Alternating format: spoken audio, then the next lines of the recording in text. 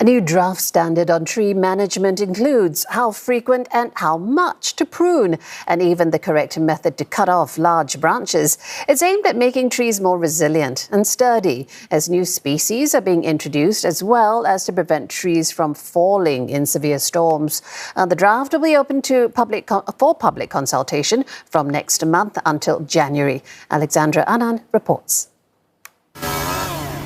Much like getting a haircut, pruning a tree can go wrong, not just affecting their appearance, but weakening them too, putting them at greater risk of pests, diseases, and in more extreme cases, total collapse.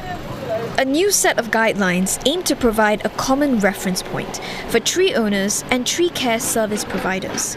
For example, for large branches, this 3-step method helps to prevent tearing of barks and other tissues. It also recommends which branches to cut, those that rub against each other, share a stem, or are overextended.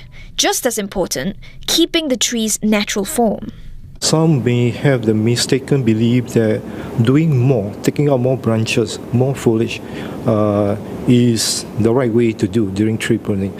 However, this can be bad for the tree because it can lead to more wound decay, and over time it can weaken the tree. According to another expert, this is especially the case when tree care providers cut off too much to save on costs. These guidelines are crucial with Singapore's 10-year plan to plant 1 million more trees by 2030 as part of its City in Nature vision. You will see a more diverse number of species that's been introduced. And this is also to reduce the fact that mono disease, on the same species can be rampant.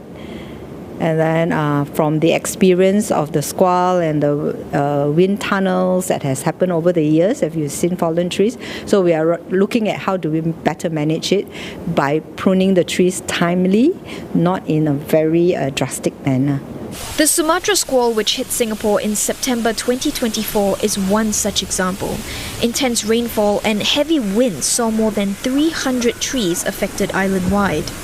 Now, this standard outlines principles, techniques, and standards for tree pruning that are aligned with international best practices. It also is tailored to the unique conditions of urban trees growing in tropical climates like ours. The draft involved about 80 people from groups such as government agencies, landscape companies, and industry stakeholders.